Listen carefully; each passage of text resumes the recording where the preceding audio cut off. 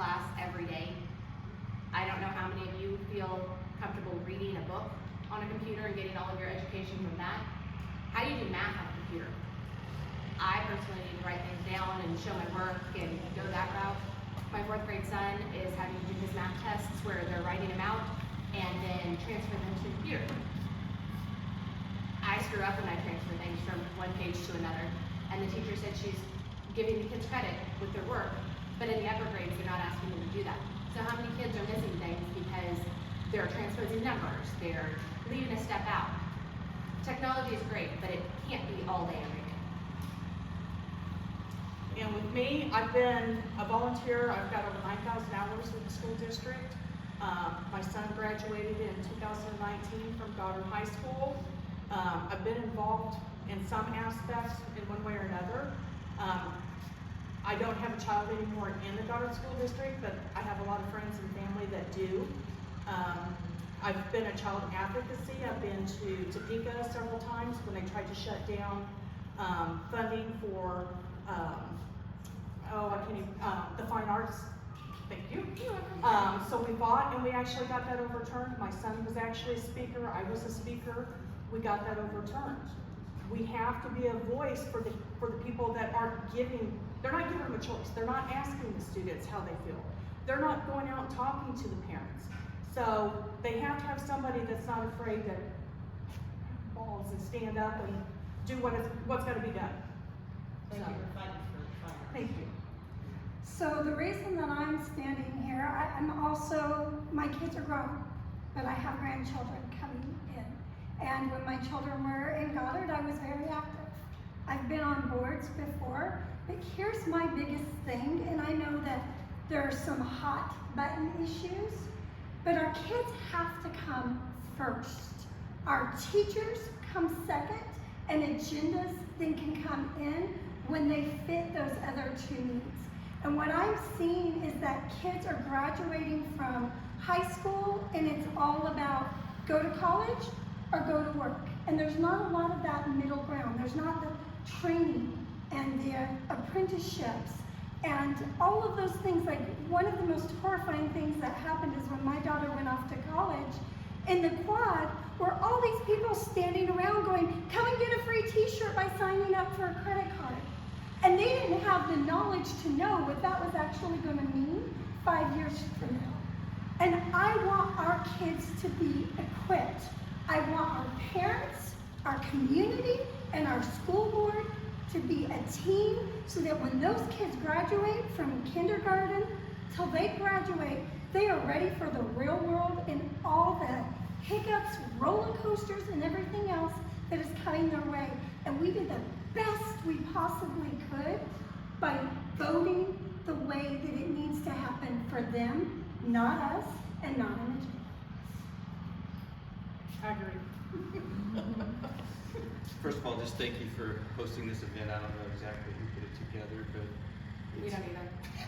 But thank you for allowing us to just answer your questions. We haven't had that opportunity, and that's an important piece. For me, it comes down to one reason, that I put my name on the ballot. I have two boards, the 7th and 8th grade.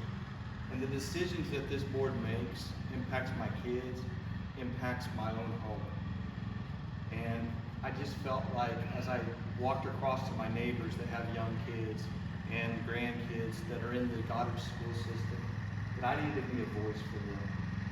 A voice that I can hopefully steer in the right direction. I heard some of the other ladies speak about people that are on the board currently. I'm not going to be on this board for 16 years or 12 years or whatever number of years that some of these board members have been on the board, because at that point my kids are out of the system. My kids are out of the system, and hopefully I can change things before they're out of the system. So the number one reason I'm running for this school district is because of two boards. What questions do you guys have for us? Yes, please. How long has everybody been in the district? We've been here since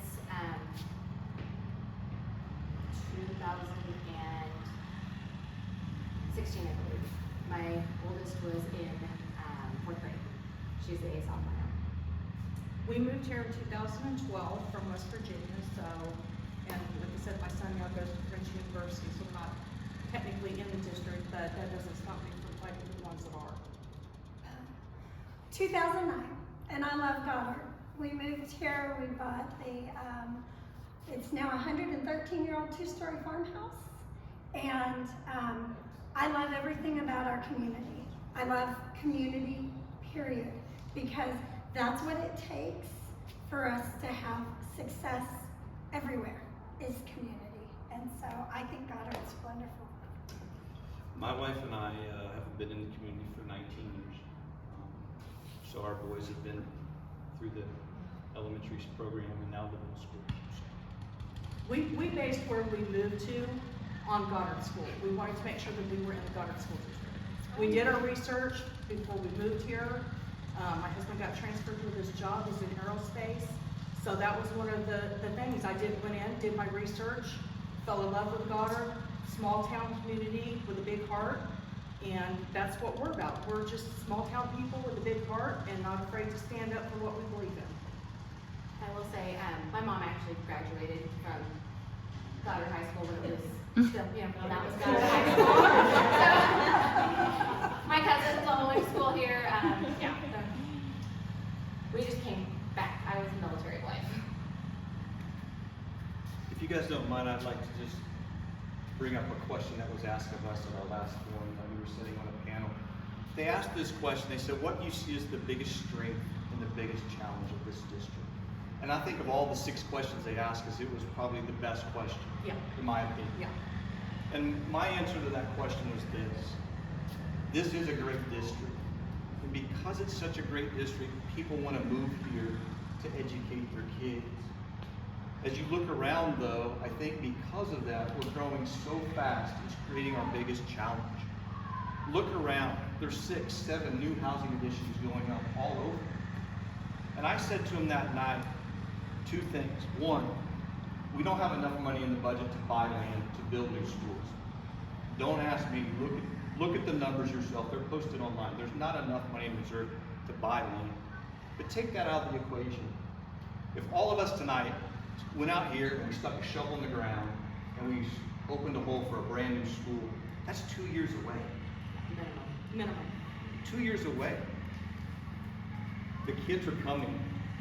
The families are coming. So what happens? Class sizes go up. Responsibilities on teachers go up. Behaviors go up. All those factors that impact our kids' education are going to change dramatically and rapidly if we don't get ahead of this biggest challenge that I think the district's facing. So I don't disagree. I think we're going to have school bonds coming up, right? Because we want to keep our class sizes manageable because we have to support the teachers. We have to give them the tools to make our kids successful. And so we have to look at the fact that bonds are coming up.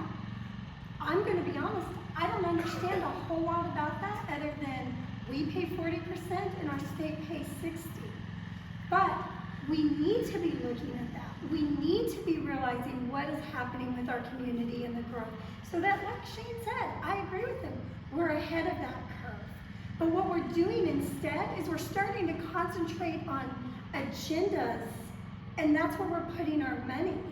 One of the things that I learned from Ginger actually is that kids don't get to take books home in the classroom. Right there, shaking his head. Yeah. How are we paying these taxes and doing all these things and having all this growth, and that's not happening? Those are things that we need to be looking at, and instead of changing to this kind of curriculum or that kind of curriculum.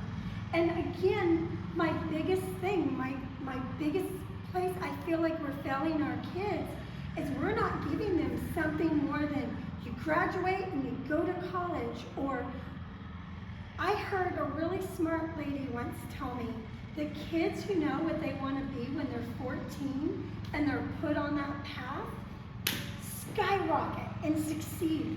We should be getting our kids there then instead of once they're a junior at college and they've created all this debt. We're not serving them the way they need to be served. Nor are we serving the teachers to be able to serve them, but all the expectations are there. Because we're spending the money on not the best programs, in my opinion. When the last STAR bond passed, my son was either a junior or senior in high school. He battled, he literally was coming home crying.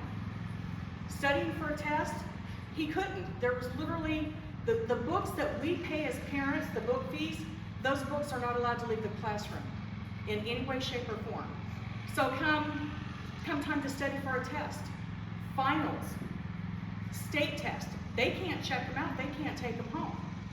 We're failing our kids, but what really made me decide to stand up for the kids, instead of taking that into consideration, which I have been very vocal on all of my years of volunteering in the school district, they planted 150 trees.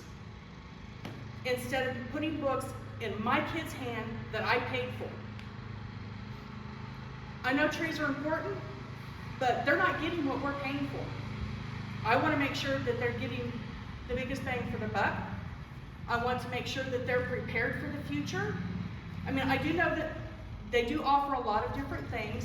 As far as my son was able to graduate with a lot of extra credits, he was able to, not really partnership, but kind of in a way for his career. They put him on that path, showing what they need to take. But it doesn't prepare him for life. My son couldn't balance a checkbook to save his life. Not by any fault of his own. It's not taught. You know, I learned that in economics class. We don't have that kind of stuff anymore. I taught my son how to change a tire, which came in very handy because his first day of being out in driver's ed, they took him out on Kellogg. He'd never been on Kellogg. He had a blowout. My son could change the tire. The teacher couldn't. You know, these are life skills. Girls need to learn how to fix cars just like guys do. Guys need to learn how to cook because, face it, ladies, we don't want to do it anymore. You know? So, I mean, it's just basic life skills that they're failing them. We're not teaching them, you make so much money. You have so much going out. This is what you have to live on. They're not taught that. I want to make sure that that's part of the curriculum. Life skills. And I think it should be a class. Shop class needs to come back. Exactly. Bring back shop class. Needs to come back. I still have an ashtray that I made.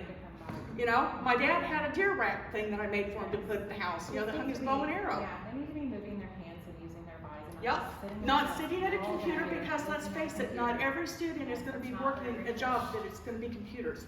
We're going to have welders. We're going to have carpenters. We need them all. Yeah. Encourage that. So, you know what? My son knows how to do all of that, not because of the school, but because he had a mom that took it in school. And you had to learn it. And you had to do it. And how to teach it. That needs to come back. Get the politics out. Get it back to the education of what it's supposed to be. Do you guys, any of you guys know that if the school board does communicate with the staff at the schools when it comes to concerns? I've always kind of been curious about that. I never saw If they, anyone from the like, school board do you within see the this is school. working? You know, I wonder, I've always wondered if they did that. I know I've always been on the PTOs, PTAs, so I was kind of intermixed with all of that. At no point was I asked anything. I feel like those would be the strongest people You got to it. answer the questions. They're the ones seeing how things are affecting kids or how. And that's what I brought up in the last meeting that we had. I specifically asked every member on that board, I looked down the table and I said, has anybody talked to the students and asked them what they want, what they feel, things that they feel like they're missing? They need to spend time. Not one person said anything. I said, has anybody spoke to any of the parents here to see what things they feel? I mean, we've lived our lives. If there's a vote that needs to even send out Exactly, to the people. exactly. there You've needs got be to a talk to the people vote. it's going to affect, which is the parents and the students. And that's the not teachers, happening. let's The not forget teachers. them. When I was on the PTA, when I was the president of the PTA, long time ago now, but that's one of the things that I wanted. I talked to the teachers. I asked the teachers.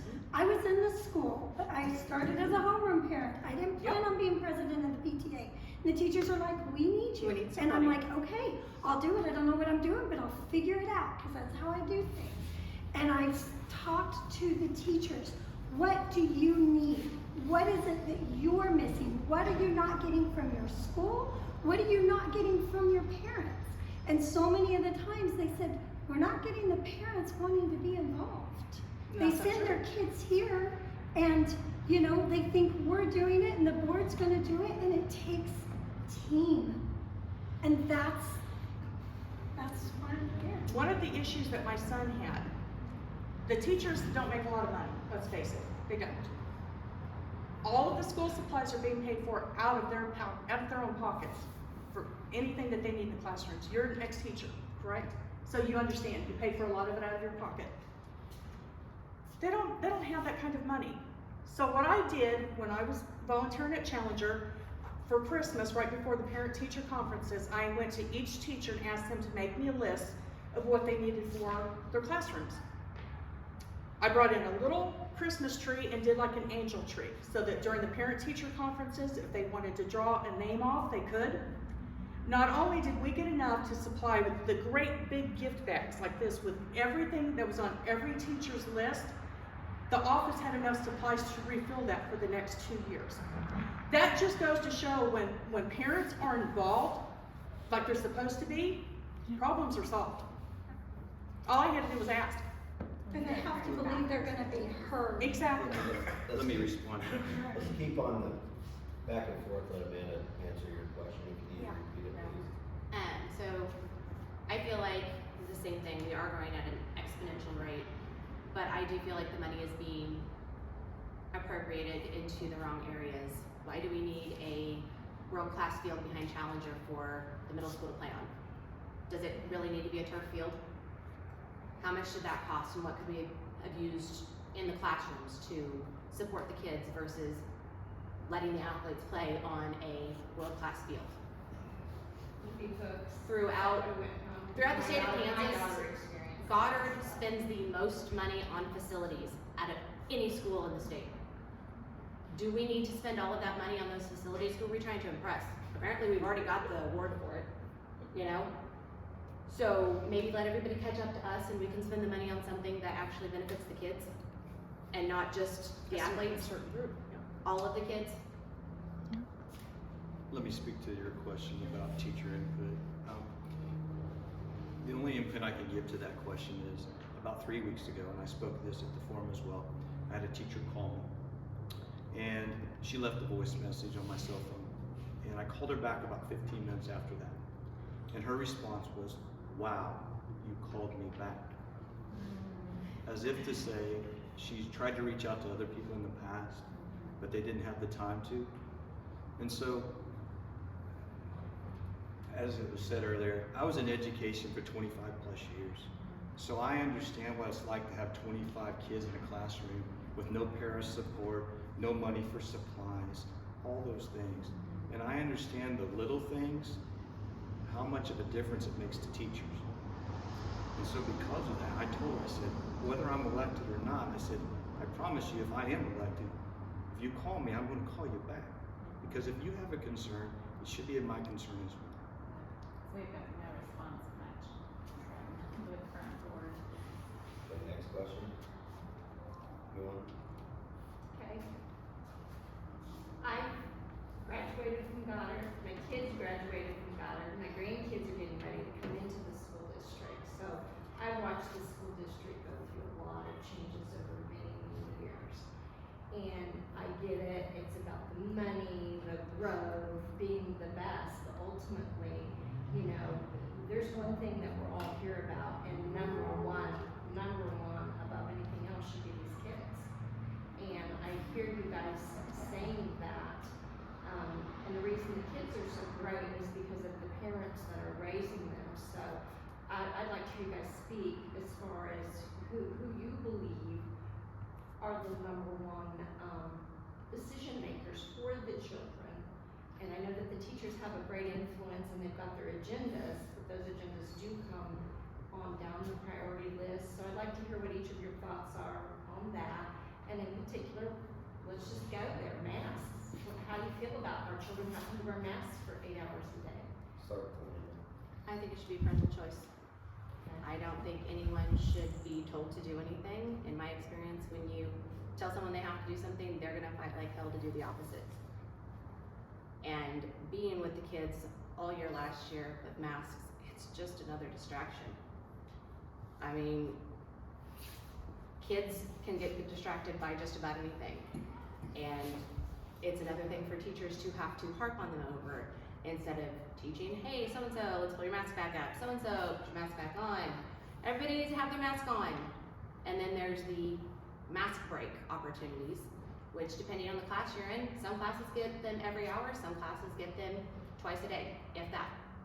I'm gonna add to that question just a little bit, because I want to know how you feel about the mask, but I also wanna know how you feel about parental involvement and who should be making the decisions for our children. The decision should be up to the parent, Okay, 100%. okay. If it's the best thing for your family, then that is what you should do. If it is not beneficial to your family, then it should be up to you to make that decision, period. And I agree with Amanda 100%. It's the parent's choice. You have to do what you feel is best for your family. We're not anti-mask. We're not anti-vaccinators and stuff. If that's what your family wants to make them feel safe, then by all means, we're not saying not to. We're just saying it has to be our choice, not the school district's. This is how I would answer that. When the school comes in, or the board comes in, or the government comes in and tucks my kids in bed, or they clean up the throw up that happens because our kids get sick, or they deal with the heartbreak of your daughter's heart being broken for the first time by a boy, or they set up worrying because your kid's 15 minutes late past the curfew, and they feel all those things that I felt the first time I held that tiny baby against my chest, then they have the say. Until then, that belongs to me, and that belongs to every parent that is sitting here, period. Period. Period. That's where I stand. I think if you think about the first question, and I said the reason I'm standing here tonight and the reason I'm running is because of my two boys and the decisions that this board makes and how it impacts them and my home. So that tells you forthright how I feel about the board's decisions when it comes to impacting my family. With regards to mask, what's sad is this became political, let's be honest, as we all said here tonight. And I believe parents should have the choice. And I tell all of you this tonight, I want you to understand, I had a group of ladies surround me kind of after the meeting the other night, and they were asking me about the mask, and I said to them this, I wasn't there the night that the board voted to let the elementary kids wear masks, but not the middle school and high school. Nobody was. So my boys, my two boys in middle school, they don't have to wear masks, okay? But the others do, the younger ones. And I said this to the group of ladies because they were talking about they didn't think it was right. So I said this, and I said, if I get elected or not, this is your leg to stand on. And I want all of you to hear this and understand this. My thought process on how they made that decision was this. They felt like 12-year-olds could get the vaccination, so if they could get the vaccination, they didn't have to wear the mask. Well, the FDA has approved now, it'll probably come out in the next 2 weeks, a young version of the vaccination for younger kids. So if you use that same rationale, if the board uses that same rationale, in about 3 weeks, they should have an emergency board meeting stating that no one should have to wear a mask anymore. So just think about that. I mean, as you talk with your family at the table and you talk around your neighborhood, because I think that's the reason they made the decision or how they came to that decision. I wasn't there, as it said, no one was there, so I don't know the rationale to their decision. But for me, I think parents should have that choice, as the lady said earlier. If you want your child to wear a mask, fine. If you don't want your child to wear a mask, fine. But that's why we need a board that believes in parental freedoms Right. and being in charge of Let kids. me also say Because I this. don't want the board to do their investigation, but my investigation as a grandparent doesn't matter. So, because then you just get into that nitpicking, bickering back and forth ultimately. Who should be able to make the choices for our children first and foremost? I don't know these ladies well, but I think I know them well enough to also say this on their behalf. We're not standing here saying that if there's another variant that comes out and Sedgwick County has a spike or the state has a spike and all of a sudden they say the state of Kansas or Sedgwick County has to have a mask mandate, like we did in the very beginning of the pandemic, as you guys understand. We understand that things can happen, but we like to have a voice at that table. He's right on a point there. I think that you make that choice, period. I'm sorry, if Kansas comes out and says that you should wear a mask, I think you make that choice.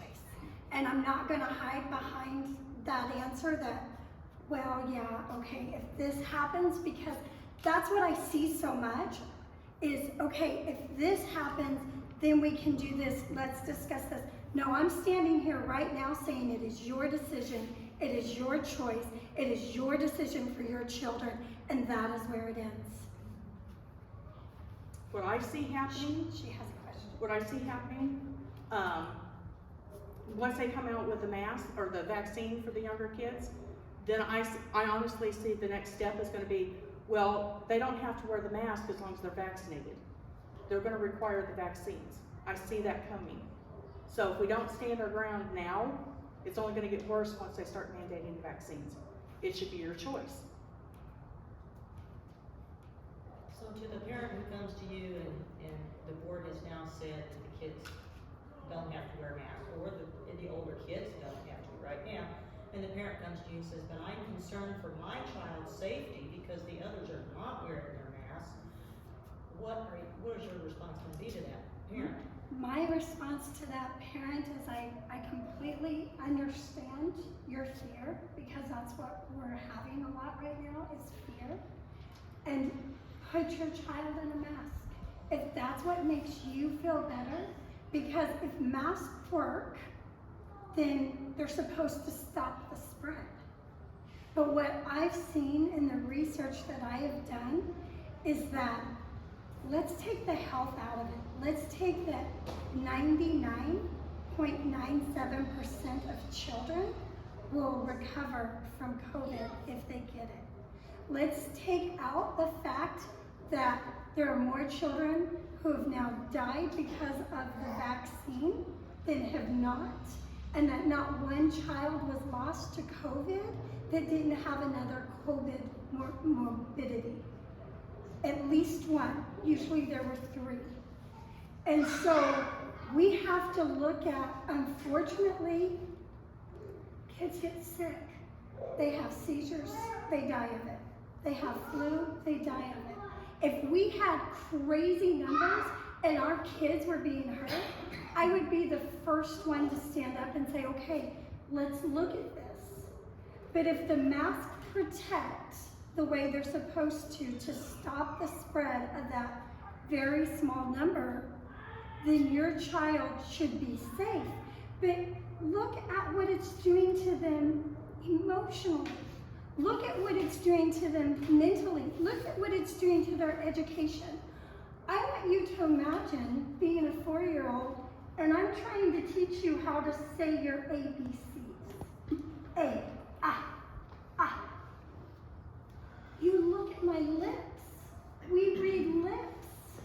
How are these kids supposed to grow and become? Do you realize that kindergartners and first graders and second graders have never had a real regular school year yet? They've never had a real regular school year yet? That scares me. You look at the facts that are coming out across the board in Kansas.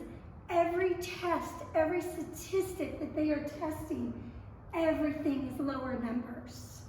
So we have to look at that one parent who my heart hurts for them because they're so fearful. But that one parent doesn't have the right to take everything else away from another student. They have homeschool as an option if they're really scared. But we can't hold a whole school, a whole classroom, a whole community, a whole state, or a whole nation hostage forever. We've got to come out of the fear, and we've got to start looking at all the statistics, not the ones that bring in the money. That's where I stand. I agree with Rachel. I mean, if the masks work, we should be seeing a massive decline. If the vaccines work, why are the vaccinated they're the ones that's getting all of it right now. I think it was like 89% of the people that are vaccinated are the ones that's now getting the COVID. It's not the unvaccinated. So I'm sitting there, if the masks work and the vaccines work, why are we even having to have this discussion? Because obviously it's not. It's being politicalized, it's being pushed down our throats for a reason. They have their own agenda and they need to keep the kids out of it. I feel so bad for that mom. I really do. It's hard to be scared. It's hard to be scared that you don't know what's going to happen to your kid because of something else. But we have never shut down everything for the sick before. It's been a accountability. It's been you take care of yourself and you do what's best for you to make sure that you can stay safe. So if you feel unsafe, then we have to explore the other options. Homeschool was mentioned. There are tons of programs that can benefit, but we can't shut down just for one.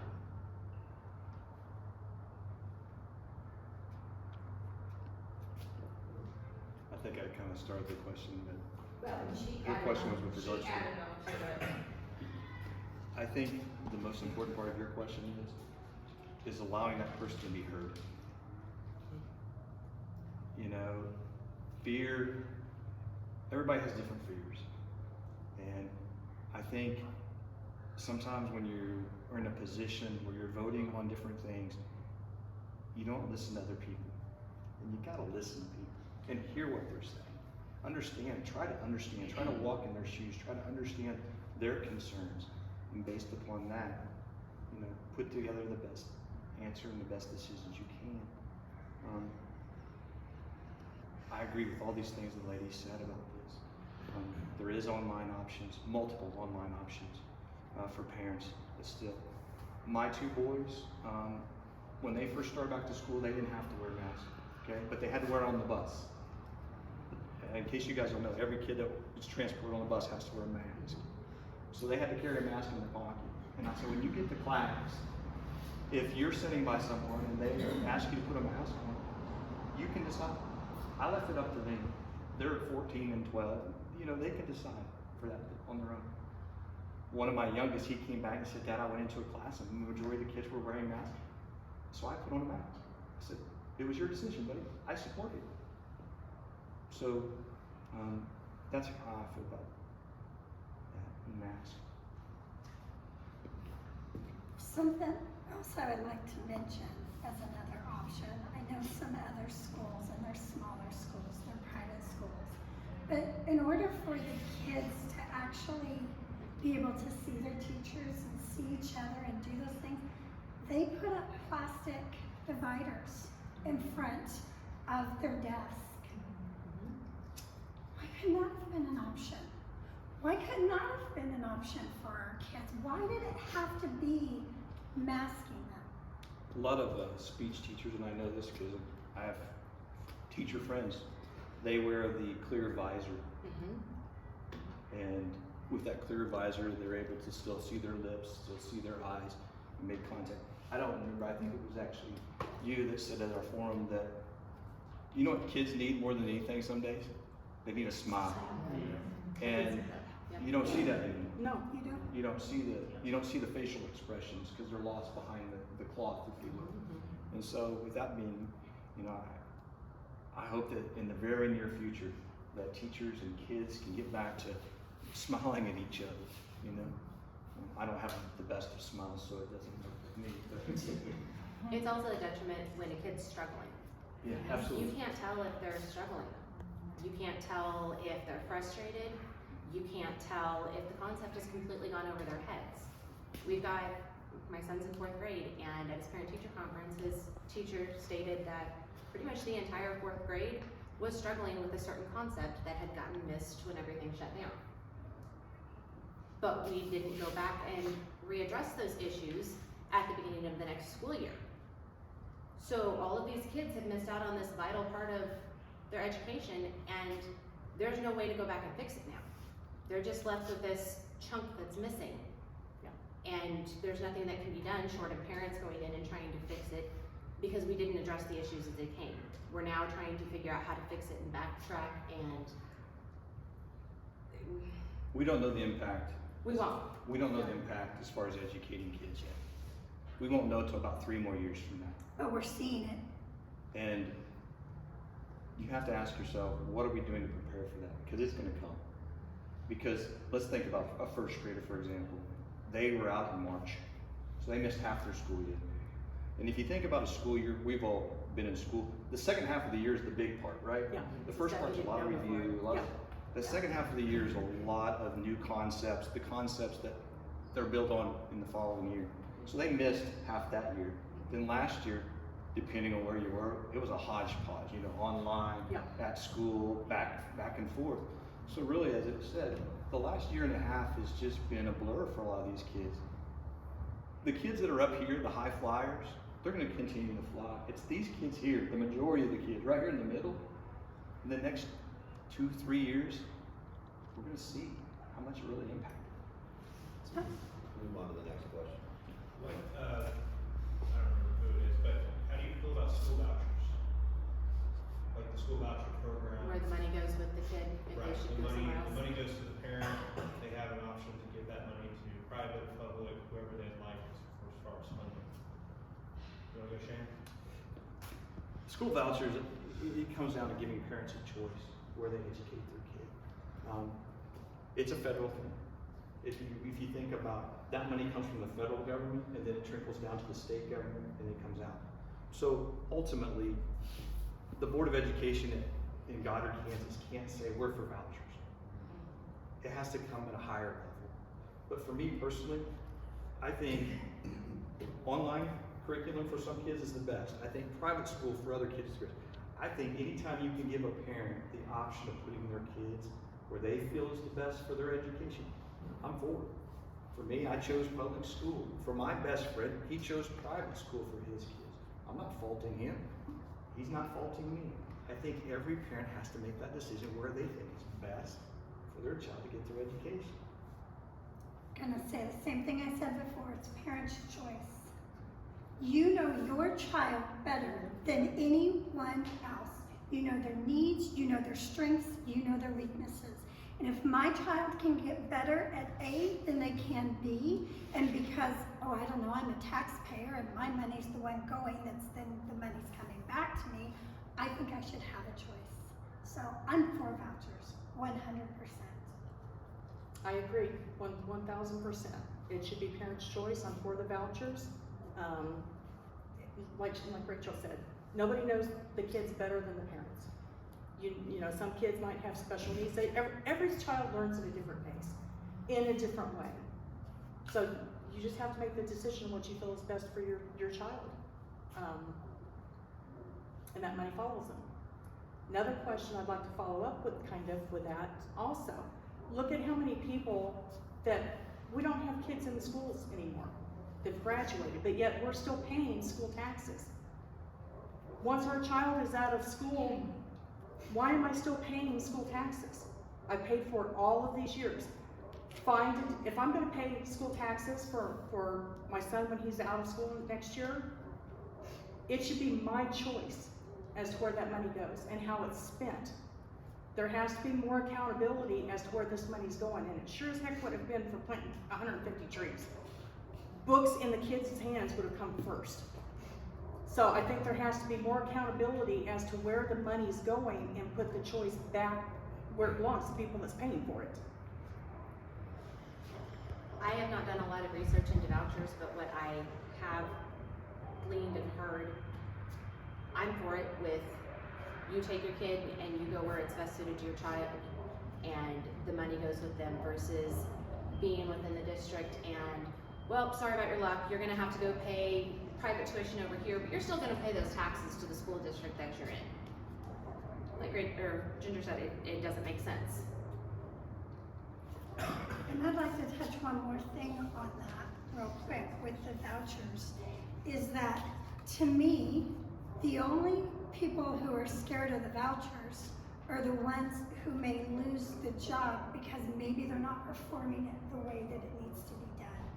You should never be afraid of competition if you're giving your all. If we have the best schools and the best teachers and the best programs, and we're making sure that when those kids graduate, they're ready for real life, you don't have to worry about public or private schools. You don't have to worry about homeschools, because you're not going to be able to keep people out of our community fast enough, because they're going to know this is where it needs to be. So being afraid of vouchers means that you just want the status quo, and I'm not about the status quo anymore. Question over here. So I'd like to go back to the textbooks. As a Goddard alum graduating in 2019, it was all going towards technology and not having enough textbooks. Like when I had to study for a final, I literally had to take pictures on my cell phone to study for these tests and finals. That's not good for your eyes. And it also takes up a lot of personal storage on your phone. So what I'd like to ask each one of you is, how do you see your, how would you like the textbooks to go back instead of pushing technology? Like, how are you going to fund for more textbooks? Who do you want to start? I can start with Amanda, if that's fine. Okay. Well, since I've been in the schools and I've seen the same thing and had the same struggle with my daughter who was sick and had to check a book out from the library rather than getting it from the teacher. And the library is not really open normal hours at Eisenhower High School. Yeah. You have to go in at certain times, and so Or getting the put it book on. isn't easy to get, flat out. Kind of goes back to, why did we put a turf field into Challenger if there aren't textbooks in the kids' hands? I mean, it's already done. You can't really go back and take the turf out and return it, I don't think. So we have to go back through and figure out where the money needs to come from, because it's not being put where it needs to go. Textbooks are more important, in my opinion, than computers, because technology is good. Kids do need to know how to use it. But it's really easy to click from tab to tab and, oh, hey, the teacher's not paying attention. I'm going to get onto this website and do this instead of doing my assignment. My wife looked around and know the kids a lot doing that last year, because that's what they do. Again, it's another distraction. You know, with textbook, it's a lot harder to be doing something different because the textbook's in front of you on the desk. It's kind of the only thing you can be doing. Well, and not everybody at home has access to the technology. I had to upgrade my son's phone 3 times in 1 year, because literally he had to take pictures and save it for the whole year, because come end of the year finals, everything that he had learned in the first semester was brought back up in the last semester. So I went to the school. I went to the high school and I said, are you guys going to start helping the parents with phone bills? You're not giving them the chance to have the books. What are we paying book fees for if they don't have books? Well, it's technology fee. And I said, no, we pay a technology fee. Yeah, there's both. So if they don't have access to the books, where is the money going to? And that's what I'm saying. We have to be able to have access to the checks and balances and hold the schools accountable. That's our money. We should be able to see where that money's going and how it's being spent. But go in there and ask them to see it. Yeah. So, first of all, I am so sorry, because I couldn't imagine being a student and having to do that. That sucks. But I think what we need to do is, like, when your mother told me about that, I was shocked, because my kids have been out of the system for a long time. They're graduating, they're having kids of their own.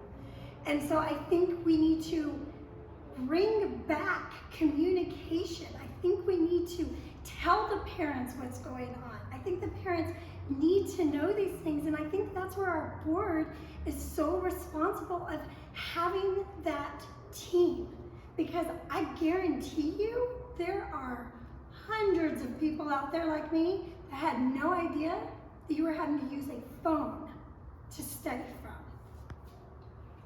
And it quite truly pisses me off. Especially when you're not supposed to have your phone in class. Exactly. That's what my son dealt with. You can't have your books, but you are not supposed to have your phone in the room either.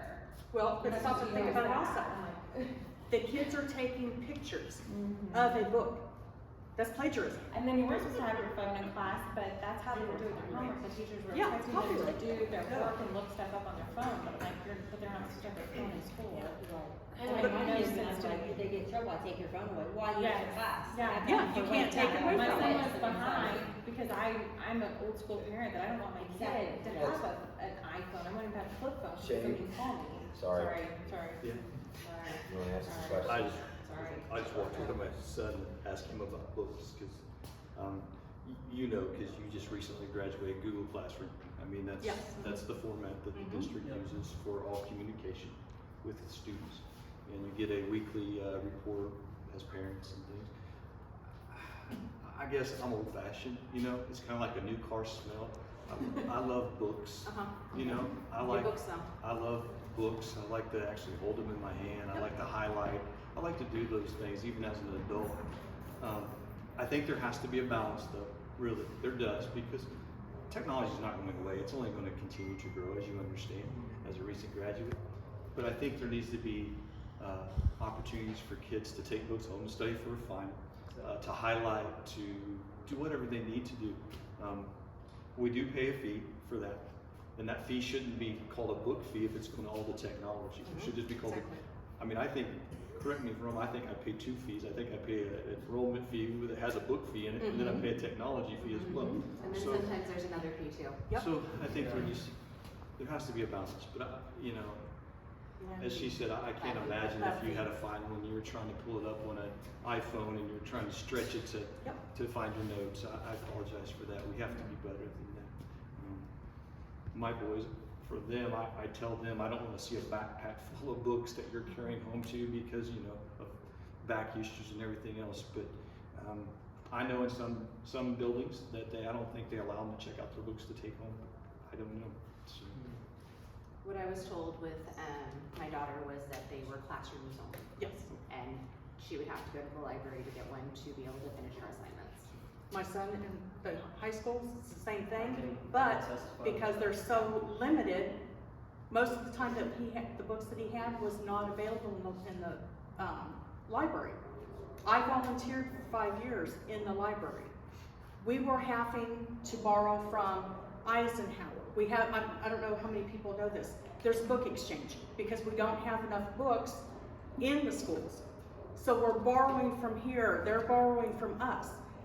So if Eisenhower starts their lab or whatever they want to call it before Goddard, and then our kids come into it, all of our books for that subject is now at Eisenhower. Our kids can't check it out. They can't take it home. They're all being borrowed from Eisenhower or Apollo with any school. We all share the books. So working in the library, I saw firsthand the struggle. My son had 3 book reports, but we had all of our library books that were supposed to be for our students that we paid for, loaned out to other schools. I had to go and buy his books so that he could do the book reports. When I'm already paying a book fee, I'm paying a lab fee, I'm paying computers and technology fees. He didn't get to use it. I just spent another $35 buying a book that I just paid for at the beginning of the semester. So, there's no common sense being used. So it is an actual, shortage of books. Yes. Versus they don't have access It's an to agenda that them. they've set, because my kids are spaced in age, so I have a daughter who graduated in 2017, and she experienced the same thing. And I, as a parent, I've done my volunteering, I've been on the PTO when it was PTO or PTA, Yep. and went all the different changes throughout the years. My son graduated in 2008, I believe it was, we had textbooks. And I said I graduated from Goddard, you know, we were ruled by common sense. We were taught to be individual thinkers, critically think on your own. And I feel like some of the agendas are stripping that away Yes. from our kids. And so that might segue into the next, because it's just unacceptable that you don't have books. I don't know how many nervous breakdowns I went through with my daughter when her technology didn't work properly. Yep. And the teachers did not care. I've gone in and I've expressed it to them. I'm not saying teachers don't care, because I volunteered and I love teachers. But there's a lot of teachers that the agenda's first before the kids, because they've got that pressure breathing down their neck as well. And so, like you were talking earlier, it's sad that the mask got politicized. I think a lot of things are politicized. And so, I think that's part of it. But I would like to hear you guys' opinions on equity versus equality, because that's important to a lot of my family members. And we experienced, with the kids being apart in age, you know, the agenda at Goddard definitely shifted in between the two age groups. Start with Ginger, go that way, end up with. I don't even really know how to answer that, because it's gotta start somewhere. But the parents aren't coming to a lot of the meetings. They're not speaking up, they're not giving their concerns. I mean, we've had how many meetings and the parents aren't showing up?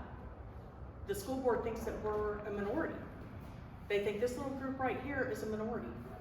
And we've been told there's not enough of you. We've got to come together and as a group and voice these opinions, or, you know, just a handful of people is not going to make a change.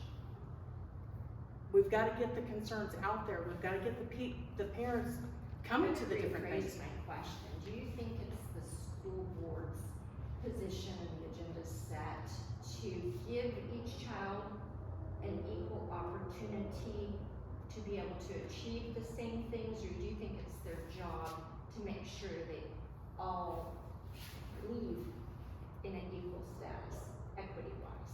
I think it's set up to where they all leave at the same thing. It It doesn't promote individuality. So what's your personal position, each one of you on the board, how you feel about that? Well, like I said, it's got to start with the parents. It really does. If you feel like you're not being heard, we have to get in there and tell them, we're not being heard. This is what we need, this is what we want. And until that starts happening, we're not going to have any changes. The school board right now doesn't think that there's an issue. They don't, because nobody's speaking up. Everybody's been silenced. It's time we unmask and unsilence and we start speaking up and show them these problems, because they won't fix a problem that they don't see as a problem. So until people start speaking up, it's not going to change. So my response to that is this. Every child doesn't deserve a gold star for this subject. And if every child gets a gold star for this subject, even though they don't deserve it, then they never learn how to earn a gold star for the subject that they should get the gold star in. I believe that children, like every one of us in this room, are individuals. And as individuals, we have strengths and we have weaknesses. And we learn who we are by learning how to deal with our weaknesses and to grow our strengths. So this everybody deserves a trophy? No, they don't. No, they don't. Not in everything. What we deserve is we deserve the right to give our best, to have the best opportunity to be trained and taught, and to figure out what that God-given thing is that we're supposed to do so that we can excel in our place. If everybody graduates to be a carpenter and nobody learns how to be a roofer, how are you going to have a house? It takes each one of us being individually who we are to be what we need to be. And so the fact that education has come in and said, no child left behind. Sorry, I'm going to use it. Yep. It has done more damage to our children than it has helped them. We have seen more behavior problems come up since that was brought in. So no, I don't believe that we all should be on the same playing field all the time, because then we never get to figure out who we're supposed to be. That's where I stand. For me, I think the biggest inequality that I see comes down to at the end of their education, their junior and senior year. We leave tens of millions of dollars on the table in lost scholarship dollars. The kids aren't taking advantage of it because we don't teach our families and our kids how to go out and get those dollars. There's a lot of apprenticeships that are overlooked every year. There's a lot of partnerships with the community that are overlooked every year. And so that's where I would focus. I spoke about it before, the beginning and the end. We need to lay a strong foundation, which I think sometimes we don't. We can do better in that pre-K programs, in our early childhood programs. And I'm talking about the social and emotional side of things as well. And then on the back end, the equality piece about giving every kid an opportunity, not just the kids that their parents understand how to go find the scholarship dollars. My neighbor across the street, he has a daughter she's a B student. She's a great young lady. And he came over and he said, I applied for this scholarship and we didn't get it. I don't understand why. I said, well, call your counselor. And he says, I've called 3 times. I said, bring the form over. And the simple thing was he missed 2 lines in the application that if he would have filled them out, he probably would have gotten the scholarship dollars. And the sad thing is, a counselor could have told him that. And he missed out on thousands of dollars that his daughter, they need to move her education forward. So we can do better at that. So with having dealt with lots of kids over the last couple of years, not every student's going to be an A student. We've got to be able to meet those students where they are and help them to achieve as much as they can with what they're able. It shouldn't be everyone's getting out and we're watering the curriculum down to the lowest level. We've got to be able to meet the kids where they need to be versus saying, okay, well, if we've got this group of kids, we've got 10% that are our top kids, but the rest of them are down here at this, like B or CD level. We're gonna teach to that level. Well, then we're doing a disservice to the kids that can achieve more. We've got to be able to figure out how to meet the kids where they are and give them the best chance that they can have, which doesn't mean everybody's going to be a doctor. It doesn't mean everybody's going to be a lawyer. I just watched a TikTok that had a woman lamenting her master's degree and the education she got with her master's degree, making a very good wage, but her husband had quadrupled her wage having gone to a trade school. So those C students, they may not be the ones that can learn the things to be a surgeon, but you know what? They can be plumbers, they can be linemen, they can be, I can't think of anything else that is a trade school off the top of my head, so I'm gonna stop there. Plumber. I said that. Electrician. Which that surgeon needs to hire. Yeah, a surgeon needs we all need to be able to work together. Probably have time for one more question. Anybody's got one? Anyone? I guess just how much do you stand on your views? Because I feel like we hear these answers, but when you're elected into the board, how much are you gonna fight for us? How much are you gonna, is it gonna be easily to sway? You know what I mean? Like, I feel like how far are you willing to go? Like, for what, the people that vote you in to support them? I'm not backing down. Start, go start. I put my money where my mouth is. I'm not backing down. Same thing. I'm a mama bear. You don't piss off a mama bear. Here would be my answer. I've stood in front of you and there's no can't, I'm telling you who I am. And I don't care, honestly, if you like it or you don't. I don't. I am who I am. I believe what I believe because I've lived it. And I am fighting for the most important thing, which is the kids. And there isn't anybody, I don't rubber stamp. I research, I think, I pray, I ask, I listen, and then I make a move. That's who I am. That's where I stand. I'd answer your question this way. It's almost 8 o'clock on Sunday night. And I got notice of this meeting yesterday. Who's standing here tonight as open books, willing to answer any question as a parent that you have? There are 3 board members right now that have been on the board for multiple years. I don't know them personally. I just shook their hand once. I don't see them standing here tonight answering your question. Were they all invited? Yes. I personally Yes. invited them. So I'm saying, I think that puts merit to what you're asking. Who's here tonight listening to parents? Who's here tonight answering their questions? I think that says how we would be if we were elected. So this might be a crazy question, because I'm kind of new to all this. My kids are older, so the mask mandate and stuff doesn't affect them, but, like my niece is in first grade, kind of, it's off subject. But anyways, I took her to my daughter's orchestra concert, she's in middle school, her teacher walked by, she didn't recognize her, because her teacher didn't have a mask on. Broke my heart. But, besides that, so the whole board meeting to vote that's coming up, I understand we have the 2 write-ins and it's not, I've never done this, so I really don't understand the whole process. So, with the 2 write-ins, I mean, so how does that work?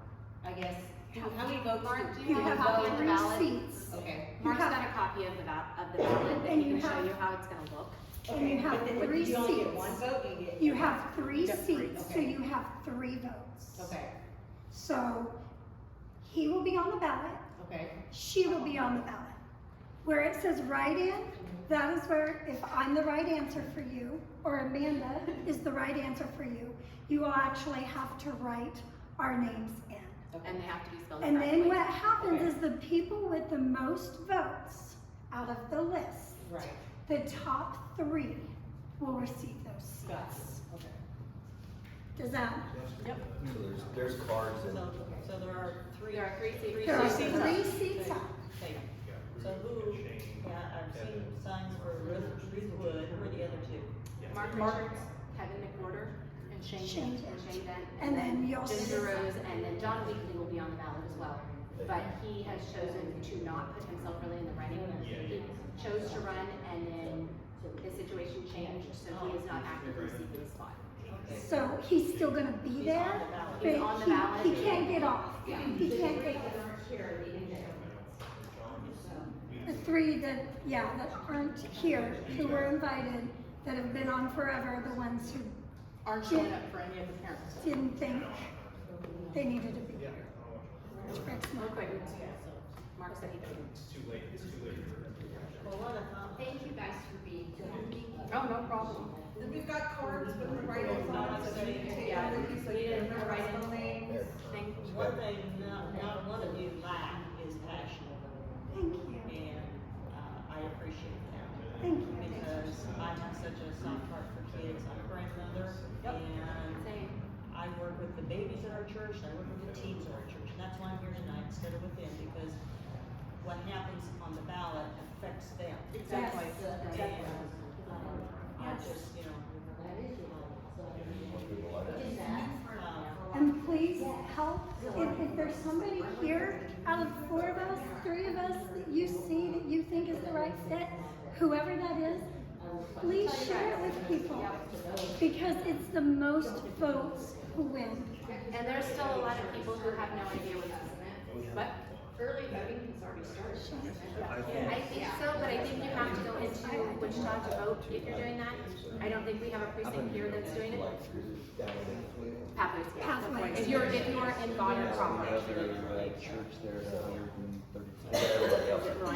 The Catholic Church. Right there in Catalog and. So yeah, let me get you.